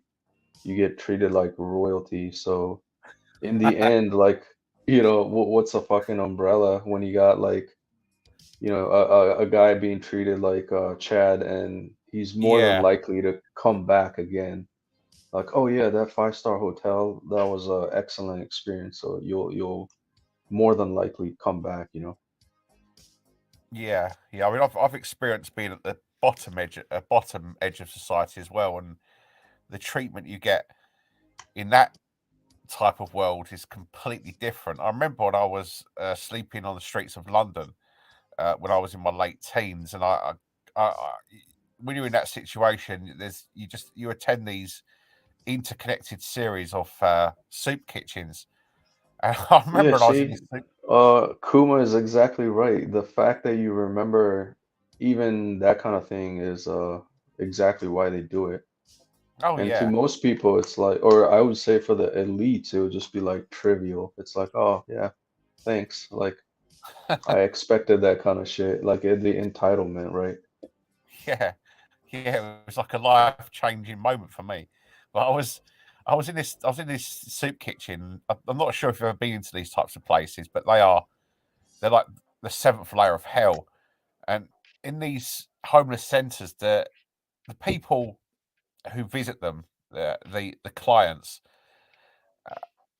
it's a very caustic environment. Some of them are going to try and steal off you. A lot of people are going there on drugs. A lot of them, most of them are drunk, and there's a real disdain between the clients because they're all in this lowly situation and they hate everyone uh, naturally because they're in a position where they've been pushed right out to the edges of acceptable society. So they have this real hatred for people in general, but they really hate other people who are homeless because it's like a reflection of themselves and what in the position they're in at that time. But the people who work in these homeless centres tend to be volunteers, and they're the worst types of people. And it might make me sound ungrateful, but they really are some of the worst types of people I've ever met in my life. And they go there for two reasons: one, to virtue signal to their peers that they're doing this good work for the community, but secondly, they like to lord over people who are Hmm. at the lowest edges, so they can have this small sense that they're superior, and they've got this leverage against them because they live in a house or maybe they've got a job, and Yeah, they're yeah. really Have you heard of those trips that recruit basically gullible white idiots to go to Africa and volunteer their time to like build a school or some sort of a church or some kind of yeah, shit? yeah. It's Yeah, it's exactly the like, same type all of right, mentality. yeah, you're going to South America or wherever for these poor people, some village. You're gonna build a school, and it's like, ooh, I helped install this window. I helped put up this drywall or some shit. It's like, bruh, you ain't accomplishing jack shit. It's like you're paying into the scam. Like it's just basically a business to ferry gullible idiots that want to virtue signal and get some Yeah, brownie points thinking they did some good. Like yeah, the only way to help in a true sense is like, yeah, the money does help in a sense. So if that money is utilized to buy, material locally, and you pay actual, tradespeople, employ them, build like the whole notion of like some fucking 18-year-old kid who hasn't fucking hammered a nail in his life is suddenly gonna go over and build a school, and yeah, he's helping. Like, get fucking real, dude. yeah. You know what I mean? There's nothing quite so nauseating as somebody that goes to a position in the world, a place in the world where he's naturally perceived as superior based on his socioeconomic uh, background, and he's internally getting off on the fact, even if he doesn't admit it, that he's above these people socially, and Yeah, and he's at the I same forgot. time virtue signaling. These people are Yeah, poison. I can't stand them. that's just the average blue pill pleb that virtue signals. But I think there was a good documentary on even the NYC homeless crisis, quote unquote crisis, right? Like perpetuated. And so the state government gives these organizations a certain amount of fund to say house or feed or help out the homeless, but it's all a fucking scam, like a business. Like they'll buy the Yeah, cheapest shit, fucking rotting food, etc., and just pocket the rest. And yeah, under the guise yeah, of like tax code or charity or break, it's like they pay themselves a fat salary of like 6K, you know. yeah. Another thing about these homeless centres in London, you had that dual mentality where that they were virtue signaling, but also they had this smug satisfaction that they weren't homeless themselves and they felt better than the people who were the clients within these places. But then you had these religious maniacs who used to go in there and try and save you.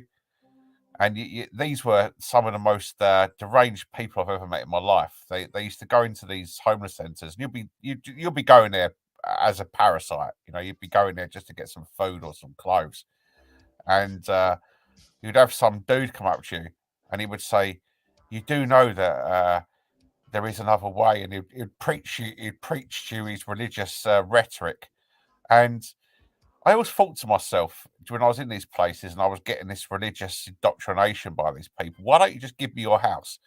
yeah, yeah, yeah. Why don't you just give me your house? And then the problem's solved. Prove to me that you really believe in this rhetoric and you've got faith in your ideals. Give me your house and I will no longer be homeless. Yeah. And then you're proven through your actions. But Yeah, it was yeah. like this empty rhetoric, and it was quite. That was another nauseating No, thing. no. I mean, I think that was Just to bring up the official term, it's called NIMBY, I think. oh, Not in my backyard. So people not will in my backyard. yeah, Yeah, yeah. definitely. So people will virtue signal all fucking day long. As soon as it's happening in their backyard, watch them change their tune. Oh yeah, yeah. I think it was that was the time in my life where I really developed my intense misanthropy. Was when I was homeless in London. You really get a, cl- a clear view on human nature when you're right at the bottom. I mean, I remember when I was when you're homeless, one of the places you go to is the library. It's naturally, if you, I should imagine in America it's the same. The library will be filled with homeless people because it's somewhere where you can sit, which is public during the day, and actually do something, which is read or go on a computer.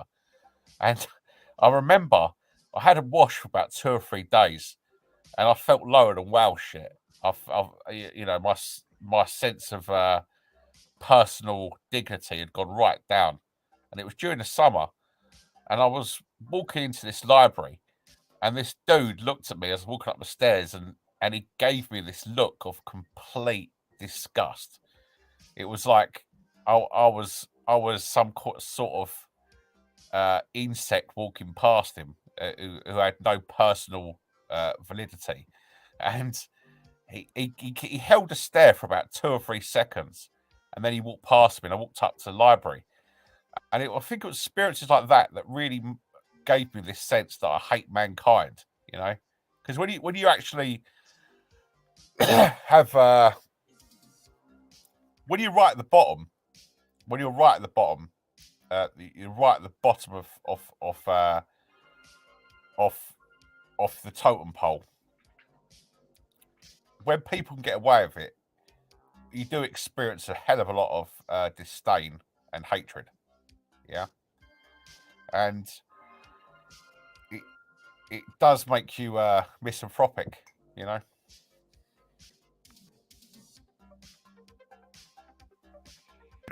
Yeah, I would agree. Free housing 100%. is always a bad idea. Well, I disagree with your ass cactus because if you're an 18-year-old kid like I was, I'm not virtue signaling, but if you're an 18-year-old kid and you've got nowhere to stay, then free housing is a good idea because it takes you off the streets.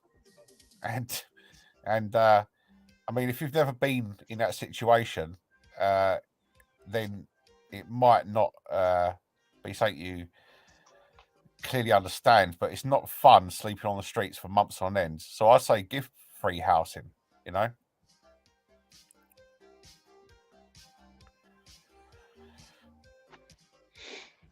Yeah. No, I think helping people is like actually giving them purpose with Yeah, minimum, even if it's a minimum cuck job, it's like it's far better than like literally struggling. yeah, yeah. A lot of these people, who I met, some of them it was just like clear mental health problems. I would say a large portion of the homeless people in London have clear mental health problems that are diagnosable, and Yo, uh, but I gotta ask Jack. I did watch fucking some of those British documentaries, and their what is called the welfare system there is pretty well off, as in, yeah, what do they call them? The benefits or yeah, benefits? yeah, Yeah, and no, I think you're right. In any society, like the rejects and the retards and the low IQ and, mentally ill are gonna suffer. Like that's just a given. yeah, yeah, And, more mental health, I wouldn't say fucking awareness, because that shit fucking does absolutely nothing. But actual, institutions that could help these people is far better. But my point was, it's like, bruh, I didn't know they fucking paid for your housing, your light bill, any other kind of utilities. And then, after the state pays all the shit, then whatever leftover money you get it as benefits, which is, I don't know, it usually goes to food or some other crap. But I was yeah. like, The problem, I was shocked that, quote unquote, getting off benefits. It's like, I don't know how to pay my light bill. I don't know how to pay my rent. Like, are you fucking for real? It's yeah, like people are so fucking hopelessly dependent. Like they yeah. The can't problem even you've, do a basic shit. yeah, yeah, yeah. The problem you've got is that I mean, I'd experienced this for about 2 or 3 years, the homelessness in London, and the problem you've got is a lot of these people are either mentally ill, and obviously, if you're extremely mentally ill, uh, giving somebody money who is extremely mentally ill is a big problem because these people will tend to self-medicate with alcohol and drugs, and the money just gets spent within a day or two, and they're left in abject poverty for the next 12 days. And I think that these types of people actually give them money without adequate care is a bad idea. There has to be some form of control. But you get these really strange characters on the streets. You get these types of people. They're not stupid. They're not mentally ill. They're not addicted to anything. They're just really Machiavellian. And it's a really strange world because there's a specific type of person, and they exist in this street world, but they do it because it's a place where they can function as a petty criminal, or as a hustler, as a as a as a guy that just does dodgy things to make money. And they kind of like prey on this world for as a way of making money, but they're not really part of it. And these types of people are some of the worst people I've met in my life because they're like the predators on the deranged. It's a really strange relationship that you can only really see when you actually been around these people for a long time. You can spot them. There's a guy coming, he's trying to make a move and all that. You know, but yeah, you're right. There's quite big social problems in Britain. We've got quite a big underclass, and uh, See, I will. You know, this is 100% cynical, right? But the difference from the rest of the world is we got fucking armed cops here that can be trigger happy. You know, I don't think it's that way anywhere else in the world, technically. It's like here, it's like shoot fast, shoot first, ask questions later. Yeah, yeah, And so you get these predators or deranged, mentally ill people. Like, I think deep down society is happy every time a cop takes out one of these trash, if you get my drift. yeah. Like, I mean, a box of 9 millimeters far cheaper than fucking putting some of these people in jail for like 20 years. That Well, is taken out of yeah, the yeah, yeah. taxpayers' money. Like, I say good riddance. It may be Well, that's cynical, that but would be that's yeah, the black pill truth, man. yeah, yeah. I They mean, all fucking know it. Towns did a video recently about low IQ. His last video, he's got a new channel called Face Rating Guy. Yeah, that's basically tails. Yeah, yeah, and he done a video and he said you get some people and they actualize their potential within the dating market and they're still an incel. Like they've lead maxed, they've gym maxed, they've clothes maxed, they've done everything they possibly can, but they're still below the threshold for the dating market. And he made the point that there's some people that they educate themselves and they put the effort in, but they're still true selves when it comes to employability. And these types of people, I made the point under in the comments under Tao's video, don't really exist because everyone's good at something. I mean, unless you've got like you're an extreme schizophrenic, or you're extremely disabled. If you've got a fair amount of cognition, like they can string a sentence together and tie their own shoelaces and drive a car, like basic things, yeah. Uh, Everybody's got a way of earning money. Everyone's got a way of earning money. Everyone's good at something, And I think that video that Towers did recently about there's such a thing as a true sell when it comes to economics, I actually found that erroneous.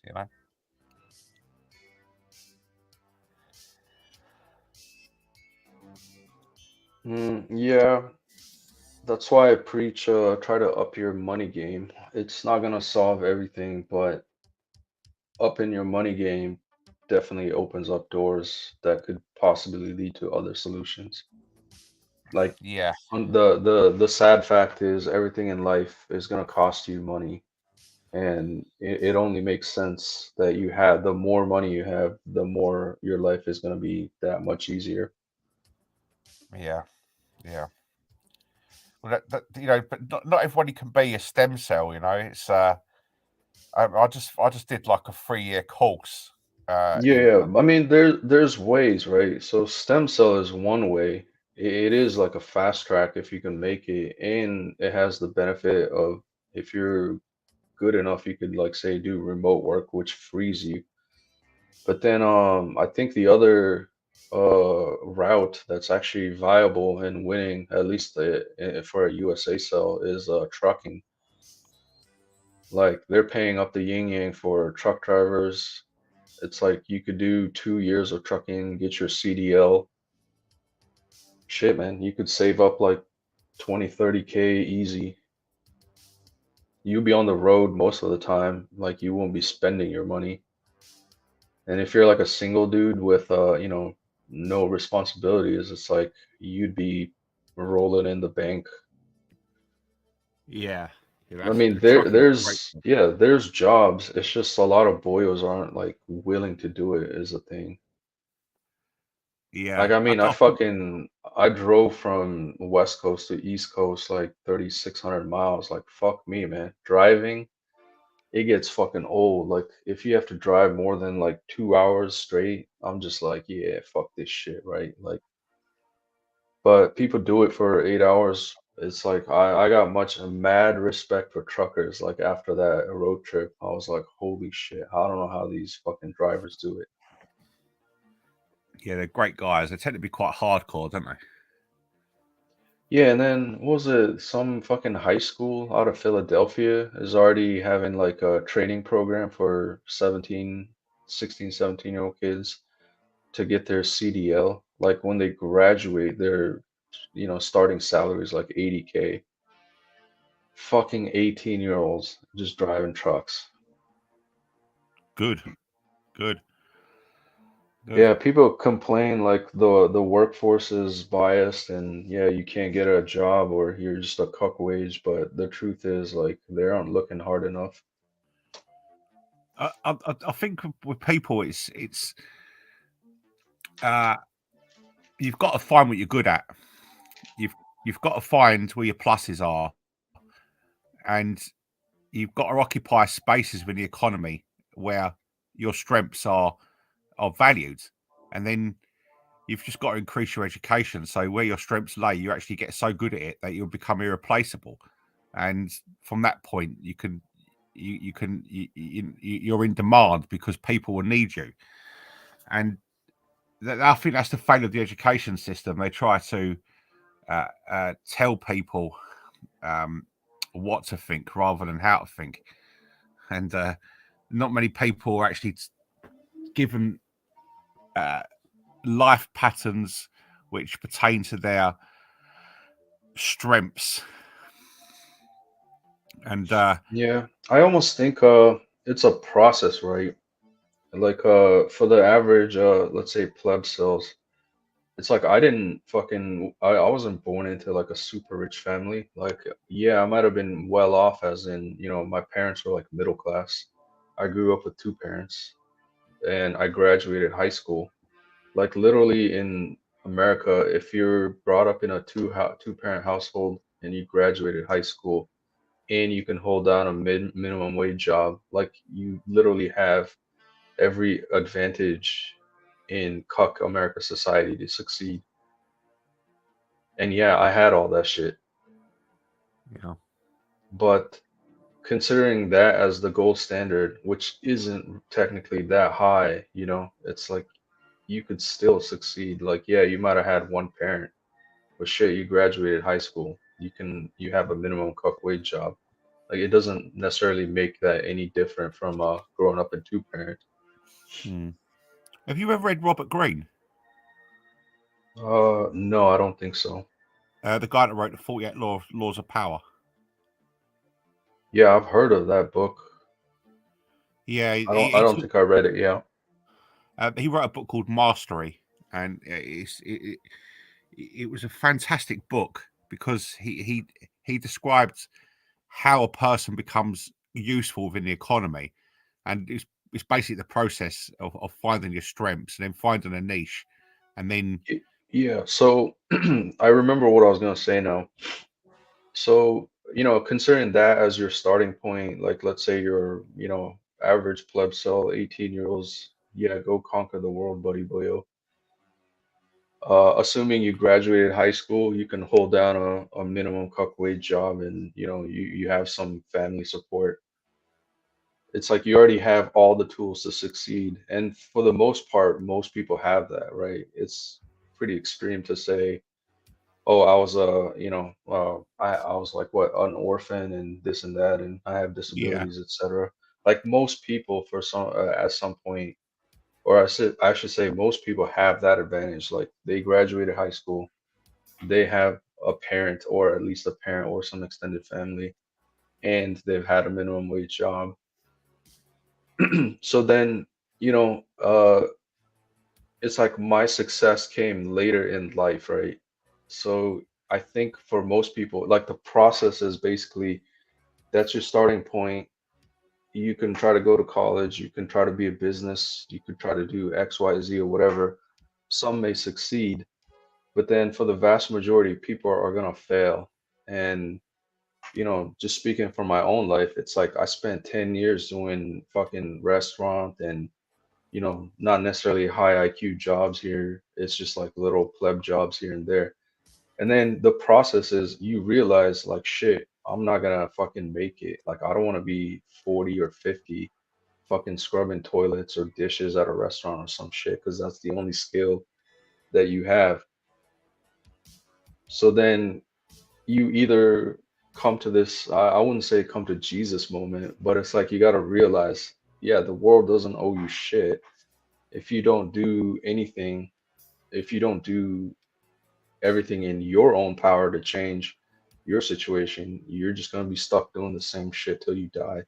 Yeah, And yeah, so, do your homework, do your research, figure out what you're good at, what you can do, and just fucking do it. Or time ain't coming back, and you're just gonna be the literal average pleb cell doing worker bee till you die. yeah, yeah. I And totally and agree. so yeah, and so for me, I figure, yeah, I need to go to school, I need to get a skill, and the rest is history, as they say. Yeah, yeah. Yeah, I think at a certain point in life, you've got to take responsibility and stop blaming people for your situation. You've got to actively try to change things through your own efforts and take the fact that you can actually do things, and not everyone's going to help you. You've actually got to make the moves yourself.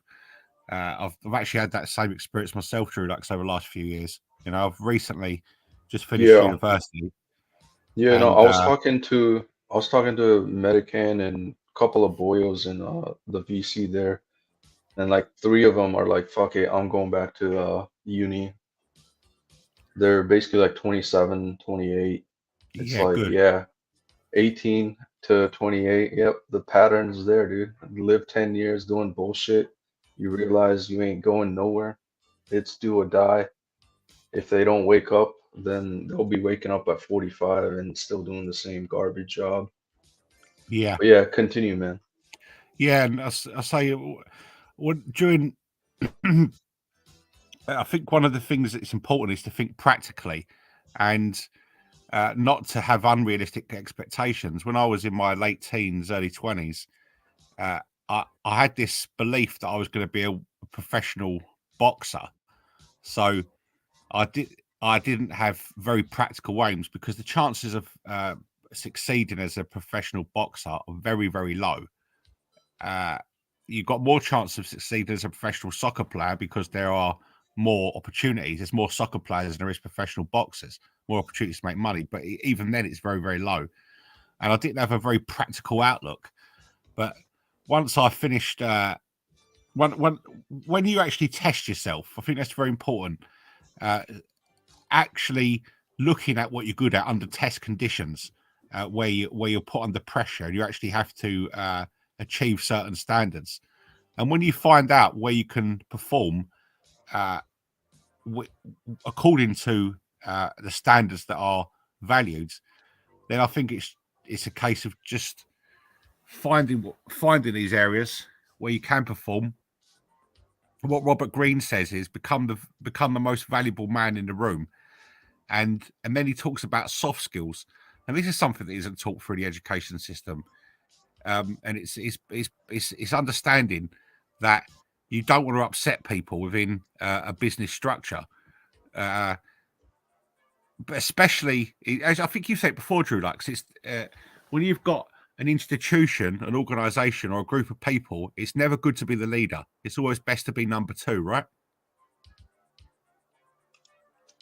Yeah, technically speaking, that's right. Yeah, Especially in my profession, I was like, holy shit, I'm the smartest one here. Something ain't right, bro. yeah, yeah. And it's No, no, no joke. and actually, within like the political world of a business, it's sometimes. I mean, I think you might. I think I'm 100%. I do think you agree with this. It's not good to come across as too smart. It's not good to come across as too smart, because the people above you, if they think that you're too smart, then they think you might threaten their position, and you'll become Oh the big yeah. shot.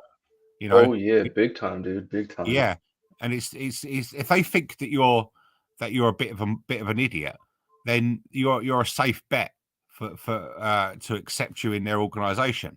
You know, so it's understanding. This is what Robert Greene talks about. He says that you've got as you say, the grey man, but he Dude, calls it the man so with. yeah, yeah. The dude, I caught one of my when I say caught, it's like I didn't literally catch him as in like a hunter caught a rabbit or some shit. but I did catch one of these boss type of people, right? Execs or whatever. I'm like, bruh, you're wrong. You're fucking 100% wrong. Like, you don't know jack shit what you're fucking talking about. Bruh, the temptation was there to like correct him or, smugly say, hey, you're wrong and here's why. Like, prove him wrong and, or embarrass him or some shit. But, bruh, just keep your mouth shut. Let him keep talking. Like, it's not Yeah, worth it in the end.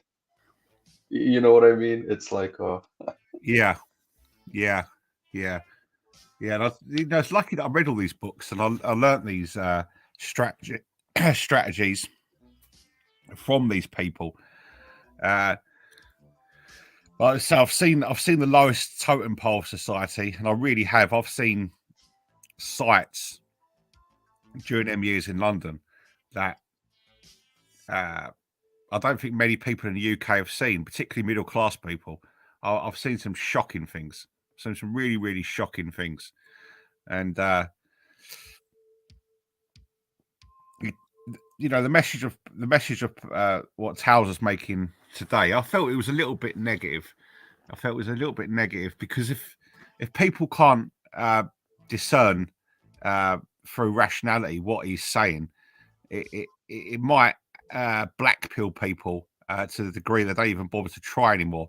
When he's telling people that some people are fundamentally useless, it really isn't true. yo, I've got no doubt. was Robert Greene the guy that wrote that book on, like, if you can't explain your job in 3 words, you're probably working a bullshit job? Or that I'm might have not been a sure. professor. Yeah, that might have been a professor of like some sociology or economics, but Yeah, yeah. There are some funny jobs out there. You get these people, particularly in the social work. Like they're a care coordinator and all that. They're there just to greet people, and it's as I say, when the lights go out in civilization, these are the first jobs that appear as completely without skill. You know. It's probably yeah, great to have a like trade as well, like a carpenter. I mean, that's a good thing to know, like a carpenter or a plumber, a practical skill.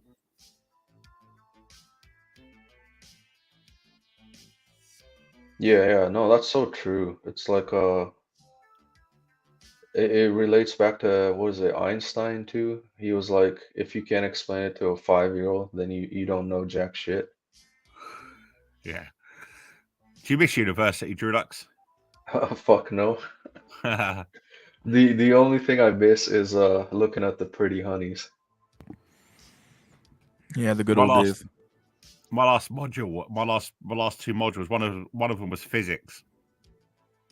It was a physics module, went on for 6 months, and I can honestly say that I know less about physics now than I do when I started. I Yeah, actually, dude. I actually do not understand any of that whole module.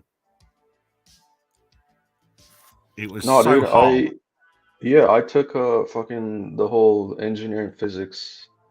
I don't know how the fuck I passed it. It was probably like one of the hardest shits I've completed in my life.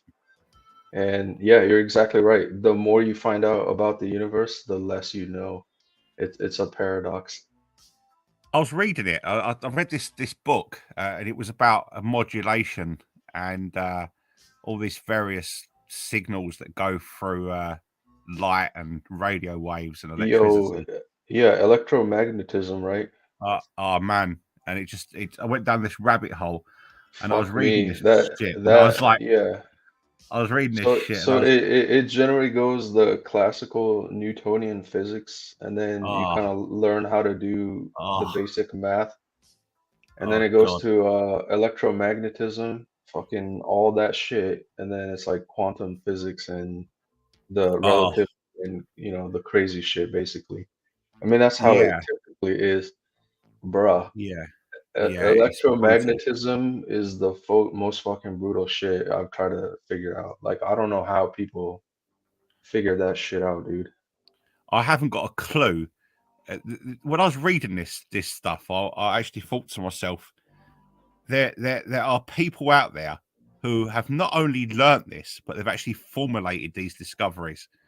And to think the type of mind that can formulate these types of discoveries is almost inhuman. Yeah, I still don't know how I got past that shit. It's like a blur.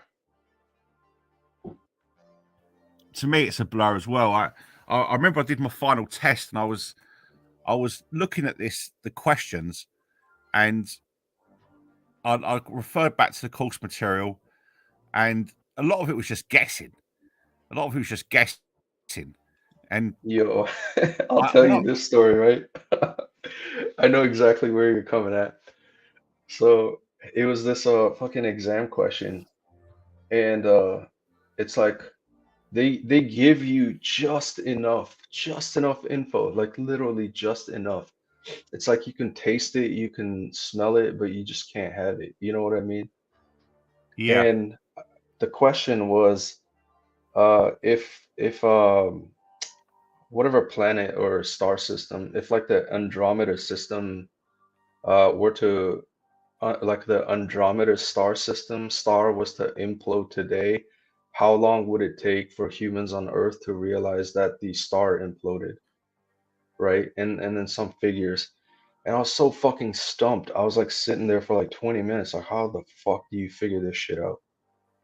And you know, they tell you so basically it's a time question because it's like how long would it take to yeah, figure it out?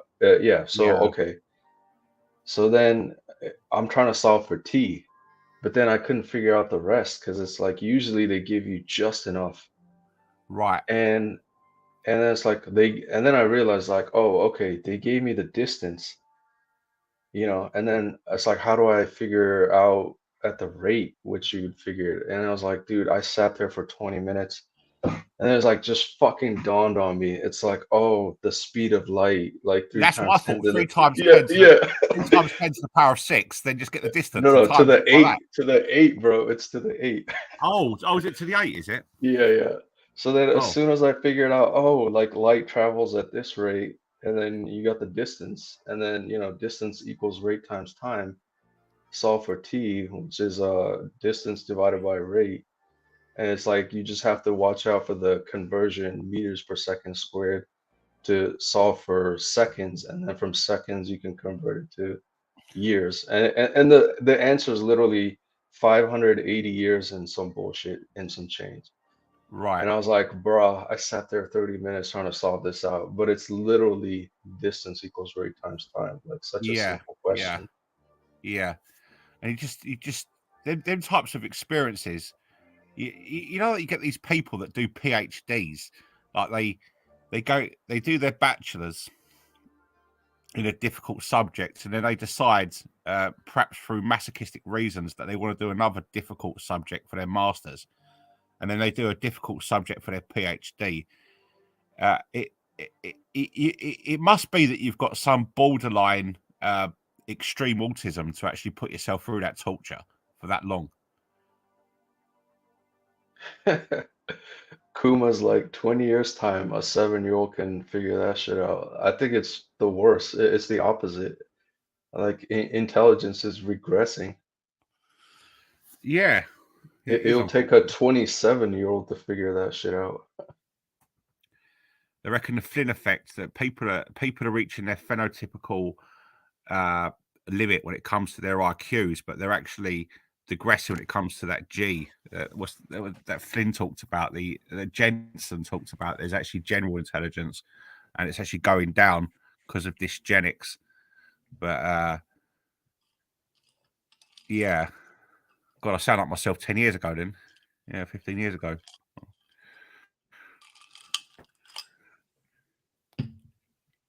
You all right there, Mystery?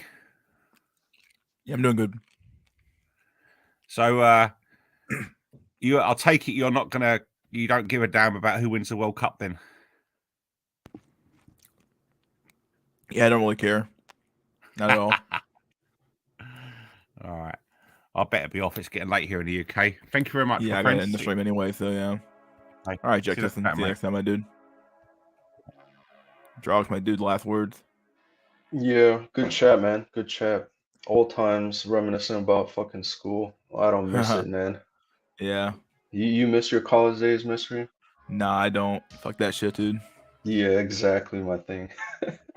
The only thing that was good is look checking out the honeys is all I gotta say. Yeah. All right, peace out. See you later, buddy.